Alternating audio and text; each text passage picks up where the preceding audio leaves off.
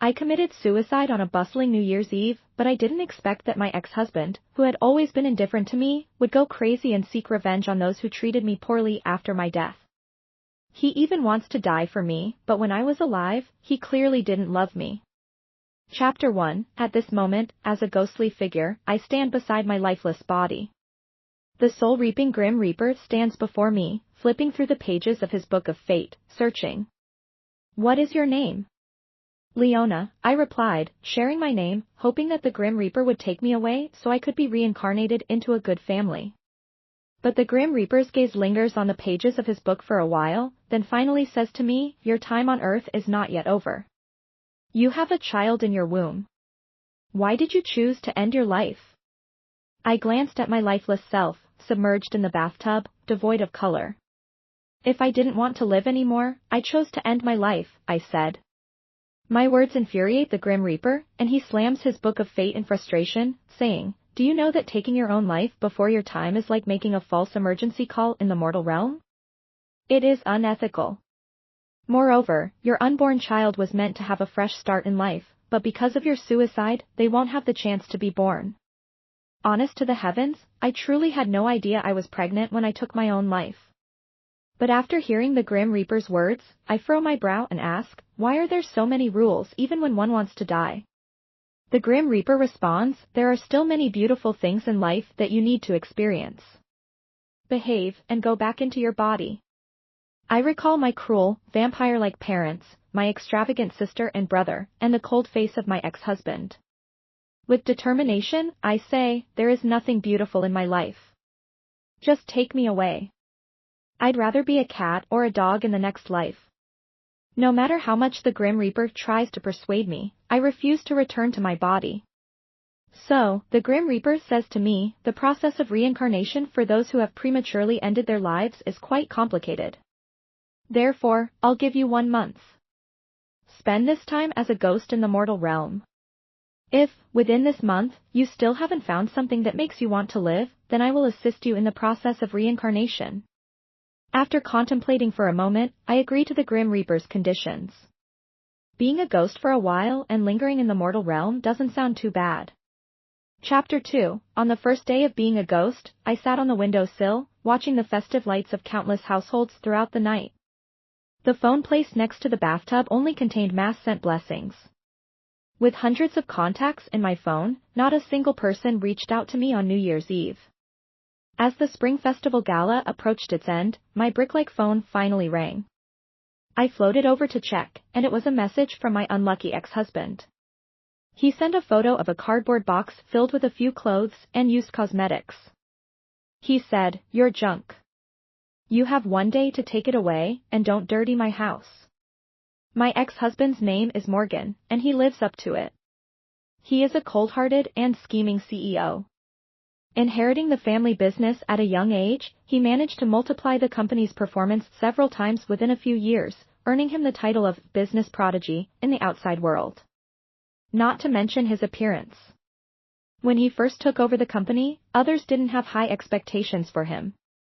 They even mocked him, suggesting that he should rely on his looks to make it in the entertainment industry. But perfect people always have flaws. His flaw was that he didn't love me. He had a crush on his goddess from high school, while I was just his childhood arranged partner, set by our mothers. My family was affluent in the early years. Unfortunately, when I was in my senior year of high school, we went bankrupt. I have an older sister who was enjoying a privileged life abroad and a spoiled younger brother. We also had parents who favored sons over daughters. When my family went bankrupt, my sister studying overseas was unaffected. I was constantly lectured by my parents, "The family business is struggling, you need to be understanding." I worked hard to earn scholarships and took on part-time jobs while completing my studies, fearing that I would burden my family. But then, my parents sent my useless younger brother abroad to study.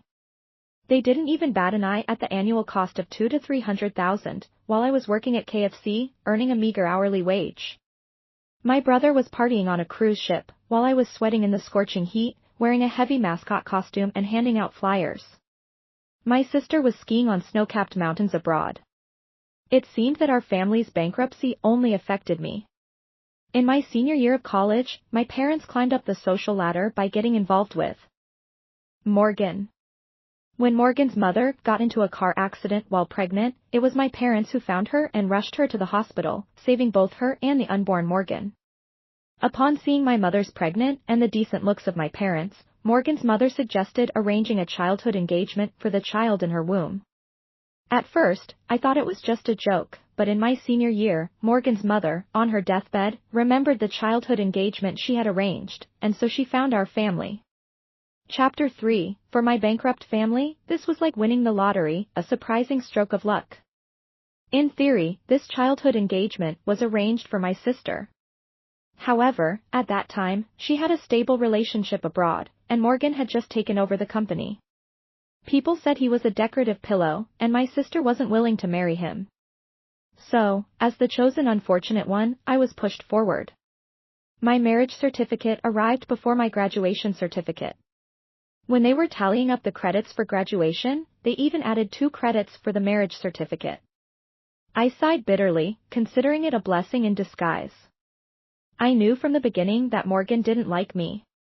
When we received the marriage certificate, Morgan's mother held my hand and waited for Morgan outside the Civil Affairs Bureau for half an hour. When he finally arrived, he glanced at me briefly and said to his mother, "Sorry, I had something unexpected come up, that's why I'm late." After that, he didn't look at me again. So, I knew from the start that he didn't love me. Chapter 4, I sat on the balcony, feeling the cold breeze and watching the twinkling lights outside. The sense of emptiness that came after my suicide slowly engulfed me. I thought I should play a melancholic song to express my emotions, but unfortunately, I couldn't even move my phone anymore. Just as I was contemplating where to go for a stroll, the phone I left in the bathroom started ringing incessantly. I floated over to check, and it was that cursed Morgan calling. We had just received our divorce certificate 2 days ago, and he said there were some unresolved financial matters that needed to be sorted out. He asked me not to block his number for now. I knew his character, he never beat around the bush when it came to matters. I took it as his way of cutting ties completely, with no intention of any future contact. But why was he calling me so many times now? I didn't understand. After he finished calling, he started sending messages on WeChat over and over again without stopping. I listened, feeling annoyed, wondering if I could throw the phone into the bathtub. But as a newly turned ghost, I was insubstantial and couldn't touch anything physical. I just watched the phone keep ringing endlessly. After more than half an hour, the phone finally fell silent. Chapter 5, My parents' text messages came the next morning. My mom said, "It's not that we are heartless and won't let you come home for the new year. As long as you beg Morgan to reconcile with you, we will agree to let you come home for the holiday." When I was going through the divorce with Morgan, my parents were the first ones to oppose it. Because when I was still married to Morgan, even if he didn't like me, he would still provide some financial support to my family. Considering our marriage certificate, Morgan's family had a big business, and with a wave of his hand, he could revive our family's industry. But once I divorced him, that lifeline was cut off. So, during the cooling-off period of the divorce, my parents came to my apartment countless times, trying to persuade me not to go through with it. When they saw I was unwavering, my dad even slapped me and scolded me for being ungrateful. He said that a woman who has been divorced won't be able to remarry in the future. 2 days ago, I stubbornly went to the Civil Affairs Bureau with Morgan and got our divorce certificate. Just like when we got married 5 years ago, Morgan made me wait alone at the bureau for several hours before he finally showed up. After he arrived, he didn't say a word. We signed the papers, and he got back into his expensive luxury car, leaving in a cloud of dust without a trace of emotion. The car splashed water from the puddles onto me, leaving me soaked. I pursed my lips, forcing back the tears welling up in my eyes. With the new year approaching, I thought that after getting the divorce certificate, I would buy some festive goods and bring them home. Little did I expect to be rejected at their door. My parents kicked me out. The look my mom gave me could be described as spiteful. She said, "Do you have the audacity to come back? You know very well that our family can only survive with the business support from Morgan's family. By divorcing him now, aren't you pushing me to my death?" I lowered my head, looking at the scattered New Year goods on the ground. Years of grievances surged within me. Tears streamed down my face as I stared at my biological parents. And what about me? Haven't I suffered enough? Ignoring their insults, I turned around and walked away. At that moment, I had already prepared myself for suicide. I suddenly wondered if they would regret the things they did to me if they found out about my death. Chapter 6. In the new year, every household is filled with joy and celebration. My family is also celebrating. I sit on the bathroom vanity, watching my reflection in the bathtub. The entire bathroom is adorned in vibrant red, which, aside from being somewhat eerie, is quite festive. Around 7 or 8 in the morning, every household starts bustling with activity. The neighbors are making dumplings, and the sound of chopping fills the air, signifying their busyness. Downstairs, it seems like someone is cooking sturgeon fish, and the aroma wafts through the pipes. I touch my stomach and realize that I haven't eaten anything for the past 2 days. Just before I attempted suicide, after downing a bottle of red wine, I lay down in the bathtub. Now, smelling these fragrances, I regret not eating before attempting suicide. It would have been fine to die on New Year's Day, but starving to death is another matter. As I ponder whether to float over to the neighbor's house to watch her make dumplings, or go downstairs to see the sturgeon fish, someone knocks on my door. At a time like this, who would come to my house? My mind begins to search through my social circle. After graduating from university, I became a full-time housewife and lost touch with most of my previous friends. I couldn't fit into the wealthy housewife circle either, so I have very few friends. Could it be a delivery? While my mind searches if I recently ordered something that hasn't been delivered yet, I float towards the front door. I glance outside through the peephole and freeze as soon as I see who's there. Why is Morgan standing at my doorstep? Chapter 7. I looked outside through the peephole and only saw Morgan's handsome face filled with intense impatience. He banged on the door angrily and repeatedly pressed the doorbell. Leona, don't think this will get my attention. This trick won't work on me, Morgan's voice came through the door. I'm scared of Morgan's negative emotions.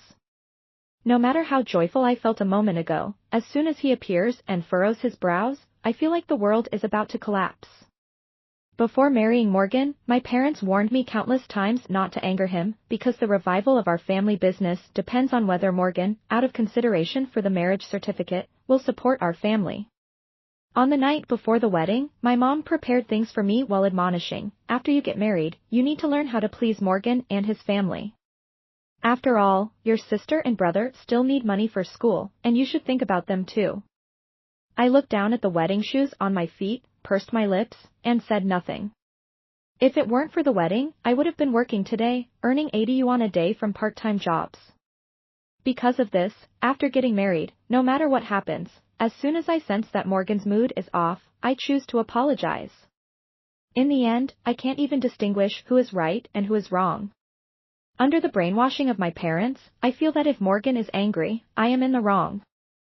So even now, after attempting suicide, when I see Morgan appearing at my doorstep with such displeasure, I still subconsciously feel that I did something wrong and should apologize to him. But now, I can no longer respond to his negative emotions. Knocking on the door receives no response, and Morgan becomes even more furious. He calls me several times, and my phone, which I usually keep in the bathroom, rings with my familiar ringtone. This house is a wedding gift from Morgan's mother before we got married. She is a good person, and she told me, although it was my request for you to marry my son, I also worry that you will suffer in this marriage, so I want to give you a sanctuary. It's an apartment, not big, an 80 square meter 2-bedroom, 1 living room. Even standing at the entrance, I can still hear the sound of the phone ringing in the master bathroom. Morgan hears it too. He slaps the door with his palm and says, "Good job, Leona. You better hide for the rest of your life. Don't let me see you again. I'll leave your things at the door, and don't come to my house anymore." He hangs up the phone, kicks something under his foot, and angrily turns away. I hide at the entrance, afraid to even breathe. Everyone says they're afraid of ghosts, but now I've become a ghost, and I'm afraid of Morgan. Outside the door, I'm such a piece of garbage. Chapter 8. I glanced out the window and saw Morgan's car driving away before cautiously floating outside the door. Morgan had sent over a few clothes and cosmetics that he had forgotten to pack when he left me at his house. There wasn't much, it all fit into a cardboard box. Morgan didn't even bother to tidy things up, he just haphazardly stuffed them into the box. I crouched down and looked at it, feeling embarrassed that my junk was thrown at the doorstep for the neighbors to see. I tried reaching out to lift the box, but my hand simply passed through it. That damn Morgan, tonight I've decided to go scare him at the foot of his bed. Chapter 9. In the 24th hour after my death, I stood at the foot of Morgan's bed. In my neighborhood, I encountered a ghost sister who had jumped off a building before. She told me that since I had just died, I couldn't do things like knocking over a glass to make a sound and scare humans like more experienced ghosts do. For now, the only thing I can do is to scare him through methods like appearing in his dreams when he's weak in his yang energy, especially when he's asleep. At 1 o'clock in the morning, I hovered at Morgan's bedside, but there was no one in the bed because Morgan was still working in his study. I yawned and sighed silently, realizing that if you want to be prominent in front of others, you have to suffer behind the scenes. Being a CEO is not a job that anyone can handle. Indeed. I stretched lazily and floated to Morgan's study, only to find that he wasn't working but sitting at his desk, seemingly lost in thought. Morgan's personality is cool, and the color scheme of the house is black, white, and gray, and the study is no exception. He only had the desk lamp on, with his exquisite features partially hidden in the darkness and the other half illuminated by the cold-toned light, making him even more enigmatic. With his eyes lowered, the computer in front of him was lit up.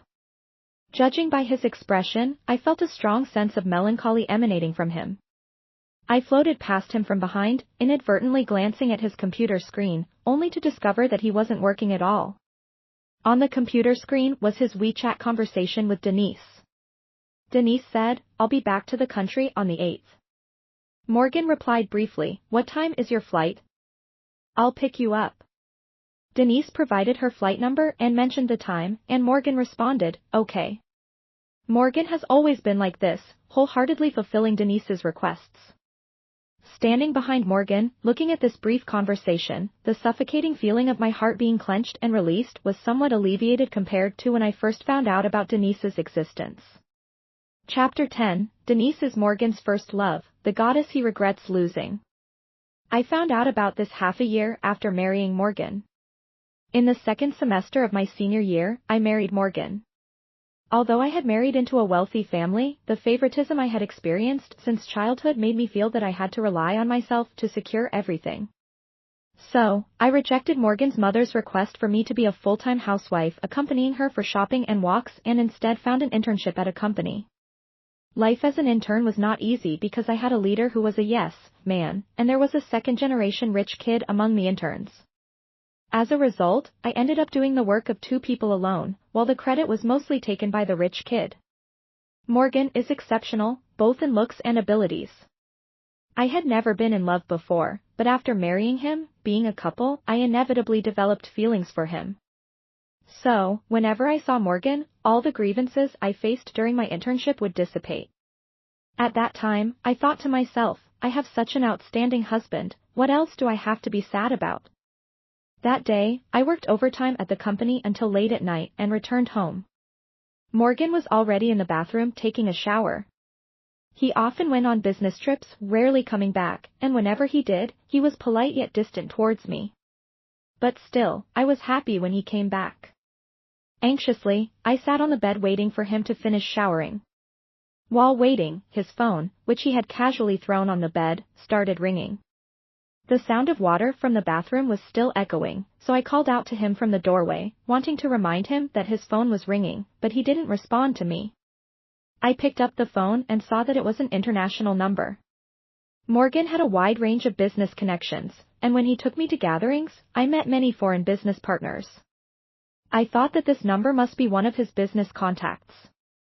I, as his rightful wife, believed that I had the right to answer this call for him. But when I answered the call, I heard the seductive voice of a girl who seemed drunk on the other end. I was taken aback and questioned, "May I ask who you are?" But to my surprise, the girl's reaction was even stronger than mine. "Who are you, and why are you holding Morgan's phone?" I calmed my emotions and replied, "Hello, I am Morgan's wife. May I ask what business you have with him?" The girl on the other end seemed to hear something. Unbelievable. Just as I was about to say something else, the sound of water from the bathroom stopped. Morgan rushed out with only a towel wrapped around him and snatched the phone from my hand.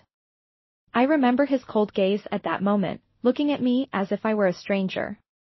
"Why did you touch my phone?" Morgan has remained alone. People in their circle say that even if Morgan is married, if Denise were to call him, he would leave his bride behind and go to find Denise. Unfortunately, I am the unfortunate bride in their romantic story, the cannon fodder used to prove the depth of the male protagonist's love. Chapter 12, because I answered Denise's phone call, Morgan got angry. His punishment for me was to go abroad and expand his business empire. He hasn't come back to see me in nearly a year. Morgan is a prodigy. Even in an arranged marriage set up by our parents, I couldn't help but fall in love with him. But this year of neglect made me realize that there is an insurmountable gap between Morgan and me. Within this gap, there are many factors, including family background, knowledge, perspective, but the biggest influence is Denise. I know he deliberately distanced himself from me because of Denise. But my parents are bloodsuckers, using the family business as an excuse, constantly urging me to ask Morgan for money. My mother said, "I know you're now Morgan's wife. Have another child, and you'll have wealth and luxury. But that's still your husband's family. Only your natal family has power, so you can have confidence. In case you have a fight with him, you'll have a place to come back to." During this time of not seeing each other, I sent countless WeChat messages to Morgan, sharing trivial daily matters, showing concern for him. If he was in a good mood, he would occasionally reply with a few short sentences, but most of the time, it was like throwing a stone into the ocean. However, because of my parents' demands, I had to put on a brave face and call Morgan.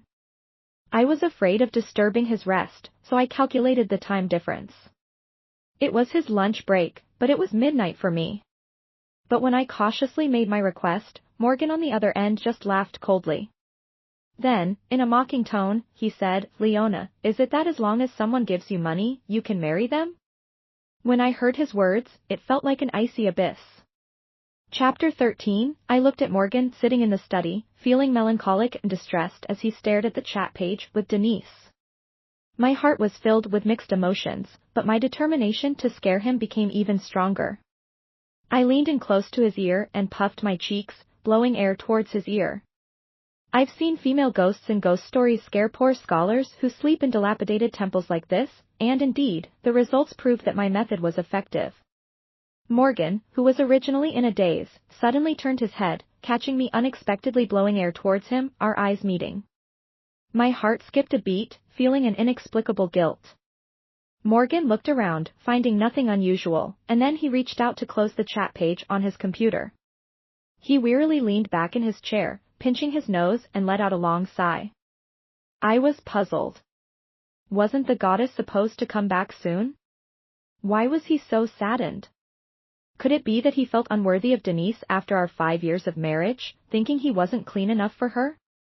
The more I thought about it, the more frustrated I became. I clenched my fist and impulsively hit the bookshelf behind him.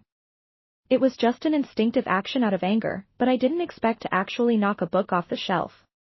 The book had a hard cover and thick pages, and the loud noise it made when it fell startled both Morgan and me. I was startled because could it be that I could actually touch physical objects? Morgan was startled because why would a book randomly fall without any reason?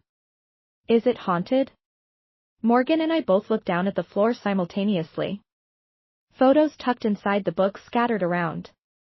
As I examined them closely, I realized they were pictures of me, with a few including Morgan. It suddenly dawned on me that before Morgan's mother passed away, she took us to the beach for a trip and, with her insistence, managed to take a few pictures of us together, albeit reluctantly from Morgan's side. She had the photos developed and gave each of us a copy. Her intention was for Morgan to frame them and take them to his office. As for my copy, I had put them all in frames and displayed them prominently. But I never expected that Morgan would hide these photos so deeply. You ungrateful person, do these photos make you feel disgusted? I muttered. As Morgan bent down to pick up the scattered pictures, unable to hold back, I swung my hand again, knocking the glass of water off the table, this time leaving behind a bewildered Morgan. I floated out of the window and returned to my own home. Humph, if you find my photos unlucky, then I'll show you something even more unlucky. Chapter 14, I couldn't sleep. Ghosts don't suffer from insomnia, so I lay on the couch, allowing negative emotions to overwhelm me. Indeed, even as a ghost, I couldn't escape the fate of late-night emo. On the 35th hour after my death, my sister sent me a message. Feeling bored, I lay in bed wondering what to do today when my phone in the bathroom started ringing. I quickly floated over, wondering who could be looking for me. But as soon as I entered, I was startled by my own corpse. There I was, lifeless, floating in the blood-red water of the bathtub. Even I found it eerie and terrifying. Oh, I suddenly regretted choosing this method of death. On the phone screen was a WeChat message from my sister. She said, Morgan came early this morning with New Year's goods and asked if you were home. Leona, I am your sister. I won't harm you. Reconcile with Morgan, it's in your best interest and ours as a family. Don't be stubborn. 5 minutes later, she sent another message, who is Morgan after the divorce? He can still come with New Year's goods to see us? Leona, when there's a way out, take it as soon as possible. My sister is 3 years older than me, and when I was young, I admired her. I thought she was excellent, with good grades. Whenever there were cultural activities at school, she always stood out. As a child, I only saw my sister as outstanding. As I grew older, I began to realize why our parents enrolled her in expensive talent classes while I could only take the easy and affordable calligraphy and traditional painting classes. And when our family business started to decline, the first thing they cut off was my inexpensive calligraphy and painting classes. The favoritism from our parents caused my admiration for my sister to diminish. She seemed to enjoy their favoritism and naturally treated me like a little follower. After I helped her deliver a love letter to the high school bully, I was ambushed in the alley by his admirers. She happened to pass by but only glanced at me before leaving alone. When I returned home with my wounds, she told me to keep quiet about the incident, not to tell our parents that she had me deliver the love letter. We attended the same university, but by the time I started there, she had already gone abroad for further studies. She was an outstanding graduate, and during the school's anniversary celebration, she was invited back as an accomplished alumni to give a speech. Through the crowd, she saw me but didn't acknowledge me. When we returned home, she spoke to me with a slightly disdainful tone, saying, Leona, can you please dress yourself better? If those people find out that I have such a poorly dressed sister, I'll be so embarrassed. I chuckled bitterly in my heart. Why do I look so shabby? Don't they understand if I choose to end my life, she will have some responsibility in it? Chapter 15, in the neighborhood, I jumped off the building and ended up trapped as a ghost, unable to move on. The ghost sister told me that if no one worships me, I would have to scavenge for food like her. Reflecting on my complicated relationships with others, I felt that I should have joined the ghost sister earlier, otherwise, I wouldn't even have a warm meal to eat. Someone like Morgan, cold-blooded and heartless, would probably spread my ashes if he found out that I committed suicide after the divorce, just to protect his reputation. Sitting on the rooftop with the ghost sister, I listened to her gossip about the happenings in the neighborhood over the past few years. She said being a ghost had its perks, she could have a front row seat to all the drama. When someone was caught cheating in the neighborhood, she would sit on top of the wardrobe and watch. While she was engrossed in her storytelling, I suddenly sensed someone appearing at my doorstep. I quickly rushed downstairs and saw Morgan's icy, lifeless face. He stood at the door, knocking.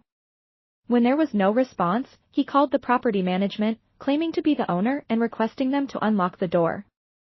After checking the records, the property manager informed him, this property belongs to another female owner, and you have no connection with her whatsoever. When Morgan's mother gave me this house, she told me it was considered premarital property and had nothing to do with Morgan. At that time, I thought she was just trying to appease me, but I didn't expect her to genuinely care about me more than my own parents. I suddenly missed this beautiful woman who passed away 3 years ago. Morgan said, "We are husband and wife, a family." The property management said, "Then sir, please ask your wife for the keys. We can't be of any assistance in this matter." Morgan got furious and started cursing, but being the CEO, there are many things he can accomplish that ordinary people cannot. He directly called a locksmith company to force open the door. The property management anxiously tried to stop him, but Morgan took out his business card and said, "Contact me if there's any issue." The property management glanced at it and fell silent, because Morgan's company could easily buy the entire building. Morgan forced the lock open, and as soon as the door opened, a strong smell of blood hit them, accompanied by a dripping sound from the bathroom. Morgan and the property management exchanged a worried look. Sensing that something was not right, they rushed in and opened the bathroom door. Amidst the property management's scream, my suicide could no longer be concealed. Chapter 16, I had anticipated how my suicide would be discovered. The worst-case scenario would be my decaying and foul-smelling body attracting neighbor complaints, with the property management knocking on the door only to find my unrecognizable corpse. To be discovered on the second day of my suicide was somewhat surprising for me. At least my current state of the body, aside from being a bit unappealing, there wasn't much embarrassment involved. However, what I didn't anticipate was Morgan's reaction. At first, he had an expression of disbelief, standing there motionless for a while, not even reacting when the property management called the police. Then his eyes turned red, and he stumbled, kneeling beside the bathtub. He reached out with trembling hands to check for any signs of breath from me and touched the gruesome wound on my wrist caused by the self-harm. His eyes were filled with tears, but he couldn't utter a word, seemingly in great agony. Sitting on the bathroom vanity, I thought to myself, indeed, he's a CEO. His acting skills could easily win him an Oscar if he entered the entertainment industry. Chapter 17, after the police arrived, they secured the scene and sent someone to console the emotionally distraught Morgan. Once they collected the so-called evidence, they carried away my body. At the police station, the police brought Morgan and my family in for questioning. Morgan appeared gloomy, but he restrained his emotions and cooperated with the police. During the interview, the police asked, "Who was the deceased to you?" Morgan replied, "My wife." He paused and added, "We had just obtained our divorce papers 4 days ago." The police asked, "What was the reason for the divorce?" Morgan lowered his gaze, lost in thought. After a while, he spoke again. "She said she had no feelings anymore." Upon hearing that, I laughed. Oh, how convenient for me to be the one who supposedly had no feelings. Am I the soul of authority to decide whether or not there were feelings? I recalled the day I mentioned divorce, finding him in the study engrossed in his work. I yawned as I entered the room, but he kept his head down, ignoring me. I said, "Let's get a divorce." Morgan's hand, poised to sign, paused. He looked up at me, his expression obscure and unclear. He stared at me for a long time before finally saying, "How much money will it cost this time?" That sentence was deeply hurtful and insulting. In his eyes, I was merely a woman who married him for money. My resolve to get a divorce was firm, and I straightforwardly said, "Because there are no feelings left, I want a divorce." I thought I had made myself clear, but Morgan adamantly disagreed. His reasoning was, "You say you want a divorce, and then later you'll beg me to reconcile. I'm busy. I don't have time to play these pointless games with you." In response, I slammed the divorce agreement in front of him. The 30-day cooling-off period for the divorce went by with much endurance. After I brought up the divorce to Morgan, I moved into this small apartment. At the beginning of the cooling-off period, Morgan, reeking of alcohol, came to find me. Initially, I didn't want to open the door and let him in, but he drunkenly started banging on the door, spouting nonsense. The neighbors couldn't bear it, so I had no choice but to let him in. With an intoxicated adult man and me, who was powerless, certain unspeakable things naturally occurred. The child in my belly was likely conceived during that time. He passionately called out my name as he forcefully possessed me. I stared at the ceiling in despair, thinking he must have mistaken me for Denise. Chapter 18. I had terminated a pregnancy before. In the 3rd year of our marriage, Morgan's mother passed away. She had been bedridden before her death, and Morgan finally rushed back from abroad. He was polite but distant towards me. Morgan's mother had always wanted us to have a child, so she could find some peace of mind. In order to fulfill the mission entrusted by his mother, Morgan would come back regularly to stay with me, cold, mechanical, without a hint of emotion. We engaged in what should have been the sweetest act, but fate had other plans, and even after Morgan's mother passed away, my belly showed no signs of life. 3 months after Morgan's mother's death, I continued working as a low-level employee in a certain company. One day, Morgan suddenly appeared at our company, and my heart skipped a beat, thinking something had happened. I asked my colleagues around me and found out that the company had a partnership with Morgan, who was now the company's benefactor. I had worked diligently for these years, and my abilities were not lacking, so when the CEO and Morgan went to the countryside to visit a vacation resort project, I was also called to join. Besides me, there were 4 or 5 other colleagues who would spend a night at the resort. Morgan appeared at the company and gave me a cold glance. That evening, while my colleagues went to soak in the hot springs, I wandered around the resort, checking the areas that were still incomplete. Then, at a corner, I encountered Morgan, who was making a phone call. Morgan also noticed me, and his attempt to act as if he hadn't seen me and turn away was no longer effective. He glanced at me, hung up the phone, and walked past me, brushing shoulders as he passed. He left me with these words, "From now on, at the company, let's pretend we don't know each other." Well, he's quite capable of that. Chapter 19. The 2-day business trip came to an end, and the CEO and his assistant left first, leaving only me and another female colleague behind. It was raining heavily that night. The female colleague, who was supposed to go back with me, said that her boyfriend's hometown was nearby, and she wanted to visit his parents, so she left with her boyfriend. I was left alone at the resort, trying to call a cab. This place was quite remote, and with the rain, it was difficult to get a taxi. As Morgan and his assistant walked past me, the assistant recognized me and came over to greet me.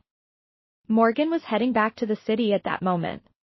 If I spoke up, maybe I could catch a ride with him, but thinking of Morgan's mocking expression, I decided to maintain my dignity. I didn't want to embarrass myself too much, so I said, "I'll be going back with my colleague. She's still packing her things." Upon hearing my words, Morgan's cold gaze swept across my face. I lowered my head guiltily, too afraid to meet his eyes. After Morgan left, I continued to wait for a taxi in misery. Finally, I managed to hail a cab, but the driver informed me that surged through my abdomen, and I hadn't realized what had happened yet. I just watched as blood flowed along with the rainwater. The resort staff called an ambulance for me, and at the hospital, I found out that I had been pregnant, but I had a miscarriage. I couldn't accept this double blow. I called Morgan, but he hung up on me.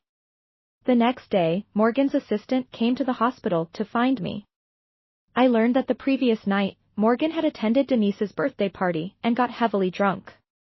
He still hadn't woken up. When Morgan finally woke up and learned about my miscarriage, he only glanced at me in the hospital and then made an excuse to leave for work. The only thing he did was to ensure that I wouldn't work anymore. He gave me a black card and made me a full-time housewife, providing me with a driver. Yes, the loss of the little life inside me was only compensated by his financial gestures. Chapter 20. So, I don't understand why the current Morgan is showing so much grief. The forensic autopsy report came out, and I was determined to have died by suicide. The forensic examiner told Morgan, "Your wife had an underdeveloped fetus inside her." Morgan collapsed to the ground, disregarding the people bustling around him, and began crying in anguish. This is not his style. My parents and sister rushed over, all wearing expressions of deep sorrow. My mother grabbed the hand of a police officer and cried out, "How could this happen? My daughter would never commit suicide. There must be another reason." I sat in a nearby chair, watching their heartbroken appearances, unable to hold back my sigh. What a great act they're putting on. The ghost of the uncle who died in a car accident nearby, however, was moved by my words and gave me a glare. "Young girl, watch your words. They've already suffered enough from losing their daughter.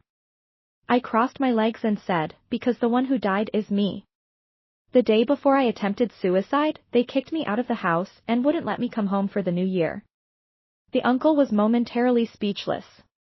Chapter 21, Morgan really looks so tormented, making people believe that he is a devoted husband who has lost his beloved wife. He even requested to accompany me to the morgue. The forensic examiner was hesitant. Forget about the forensic examiner, I think Morgan is playing some sick game. But Morgan has money, so after some negotiation, the forensic examiner allowed him in. My body was already frozen, slightly more dignified compared to the state of being soaked in the bathtub. Morgan knelt beside the table where my body was placed, reaching out to caress my face. Why would you choose death over staying by my side?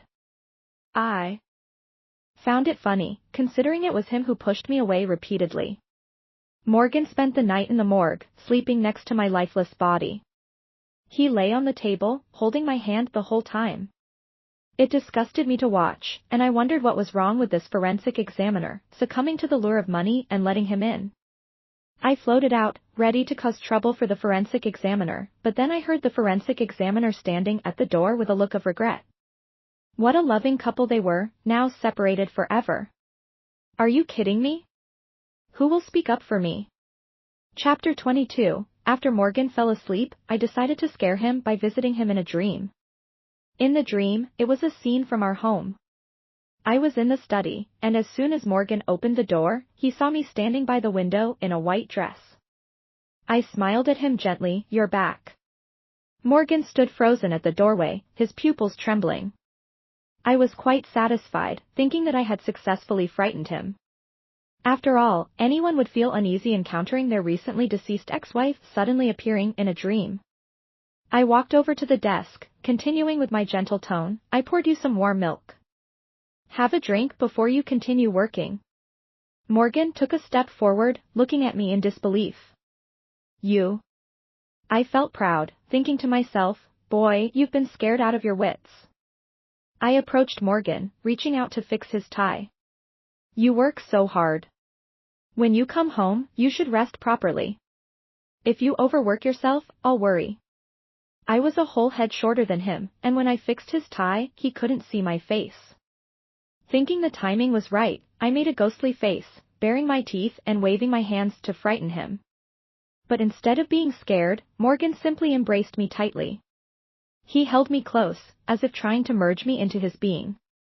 He buried his face in my neck and murmured, "Leona, please don't leave. Can you stay with me?" I was utterly puzzled. What the hell is happening in this story? Chapter 23, After spending the night sleeping in the morgue, Morgan seemed to have undergone a transformation. It startled me, considering how he had avoided me when I was alive, but now he seemed to be filled with deep emotions. The next day, Morgan was incoherent, and his eyes were bloodshot. Even his assistant couldn't bear to see him like that and took care of my affairs on his behalf. Morgan returned to the apartment where I had taken my own life and lay on my bed. Watching him, it made me uncomfortable, because he didn't even bother taking off his shoes before getting on the bed. Morgan didn't fall asleep. After lying on my bed for over half an hour, he began to explore every corner of my house. I didn't write a suicide note, because I felt that it was meant for the person who cared about me, and I didn't have anyone like that in my life. But I had a habit of keeping a diary. Morgan found my diary, and in that moment, I understood that something scarier than death itself was dying socially. I didn't write in my diary every day, but rather summarized my thoughts and experiences over a period of time, so this diary recorded my life from my late teens until now. I regretted not destroying that diary before taking my own life. I collapsed, covering my face, begging the ghost sister who had experience with jumping off buildings and a deep understanding of the supernatural to stop Morgan. But the ghost sister simply waved her hand, saying, "I'm powerless in this situation too." I felt completely devastated. She added, "I also want to see what's written in there. After all, I've shared so much gossip with you." Chapter 24, I watched as the ghost sister sat next to Morgan, reading my diary with him. I huddled in the corner, feeling resentful, contemplating whether I should silence both of them or risk being condemned to the depths of hell. The ghost sister looked up after finishing a section and glanced at me. Oh my, your parents were really terrible to you. I had a sense of what they had discovered. Though it was called a diary, it was more like my suicide plan. Every entry detailed the reasons that led me to take my own life. Why did my sister and brother get to study abroad while our family went bankrupt and only my living expenses were reduced? Why was I the one who got scolded for every mistake? On my 18th birthday, the first thing I did was get a DNA test to confirm that I was indeed my parents' child, but why did they treat me so poorly? In the summer when I turned 19, I came out of the shower at home wearing shorts to get some watermelon. That's when I encountered my sister's boyfriend, who had malicious intentions towards me and dragged me into his room. Luckily, a neighbor heard the commotion and rushed in, or the consequences would have been unimaginable.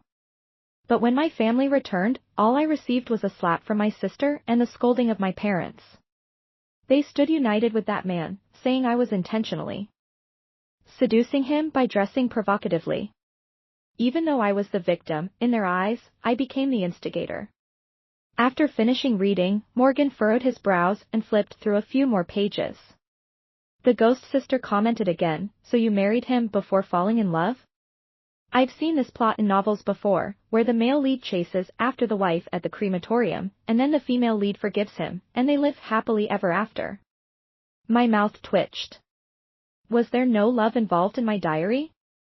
I wrote that I married Morgan because it would help solve our family's business problems, and since my sister had a boyfriend, it had to be me who entered into this marriage. Marrying Morgan in the eyes of my family was like hitching myself to a wealthy tree. I had to exchange my dignity for money. But I don't really see myself as pitiful, because Morgan, the person I married, is truly exceptional. If it weren't for this family connection, I probably would have never had the chance to meet such an outstanding individual in my lifetime. I worked hard to be a good wife. At first, he didn't like me, but I didn't mind. He was forced into this marriage and needed time to accept me. I thought it was just a matter of time. As we spent more time together, I realized that there was an insurmountable gap between us. He was too outstanding, and I wasn't good enough. The person he loved was Denise. They knew each other from a young age, and Denise was so exceptional. If I hadn't intervened, someone as exceptional as Morgan should have been with someone as delicate as Denise. Because of my upbringing, I felt insecure. I felt so inferior that I couldn't even bring myself to question Morgan after discovering his affection for Denise and their frequent contact. I believed that Morgan didn't love me because I wasn't good enough. I believed that my family looked down on me because I wasn't exceptional enough. The wounds from my upbringing ran deep, and I blamed myself for all the misfortunes I encountered. Lucky individuals heal their entire lives through a happy childhood, while unlucky ones spend their lives trying to heal their childhood. I am one of the unlucky ones. Chapter 25, The police are looking for the reasons behind my suicide, but the truth is, the reasons lie within those little incidents I've encountered. Deprived, intricate, they have filled my entire life. Morgan's neglect for 5 long years, my parents' endless exploitation, and then, before I filed for divorce, the email Denise sent me. Denise, the spoiled beauty who had been showered with endless affection since childhood, had a tone of arrogance in her email. She said, "I'm going back to my country. You should know where Morgan's heart lies. If you don't want to be kicked out, I advise you to divorce yourself. Don't become a stumbling block between me and Morgan. If you're worried about financial security after the divorce, I can give you $2 million, and Morgan will provide corresponding child support." Her attitude was clear. She had already given me face, and she hoped I wouldn't fail to appreciate it. My response was equally clear. I replied, "Don't others get $5 million? Why is it reduced to this with you? It's not good to disrupt the market like this." Denise gritted her teeth and said, "Just as Morgan said, all you care about is money." She cursed, but still transferred the money to me. I took the money and asked for a divorce from Morgan. It's not that I'm greedy, but because I had spent a whole 5 years without making Morgan fall for me. Now that his goddess Denise is coming back, how could I possibly be her rival? I didn't want to be kicked out, so I took the opportunity. I had planned to start a new life after receiving that money, but after the divorce, on New Year's Eve, my parents kicked me out of the house, leaving me alone in a desolate house, drinking in solitude with no one to talk to. Negative emotions erupted, and I felt like a string that had been stretched too tight, snapping. I didn't even have a thought to hold on to, so I cut my wrists. Chapter 26. I have written all of this in my diary. After reading it, Morgan collapsed to the ground, tears streaming down his face, repeatedly chanting my name. Leona, how could you be so foolish? The first time you had a miscarriage, I pretended not to know you just so you wouldn't be criticized by colleagues.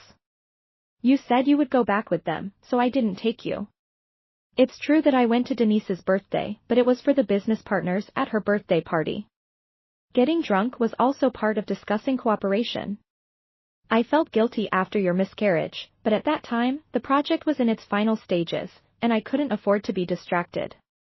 By the time I was done with my work and turned around, you no longer wanted to bring up that matter. Denise and I, it's not what you think. Morgan, a grown man, cried his heart out in my room. Even the ghost sister next to me couldn't bear to watch. Look at how affectionate he is. Otherwise, why don't you come back to life? I snorted coldly. Sister, have you ever seen crocodile tears? Chapter 27. On the 7th day of my suicide, the 7th day tradition, Morgan didn't want to hold a funeral for me. The ghost sister said, it's just because Morgan can't accept the fact that you're dead. I scoffed, don't sugarcoat his laziness in organizing a funeral. Although there was no funeral, my parents came to mourn. Instead of going to the morgue to cry, they went to Morgan and cried. The parents who kicked me out of the house on New Year's Eve now cried more sorrowfully than anyone else. Our daughter has always been sensible since she was young. We have done our best to give her the best, but she got married to CEO Morgan before even graduating, without having the chance to filially serve us, and now she's gone. We really can't bear it. My mother gave a signal to my father, and he immediately cried, raising this daughter of ours hasn't been easy.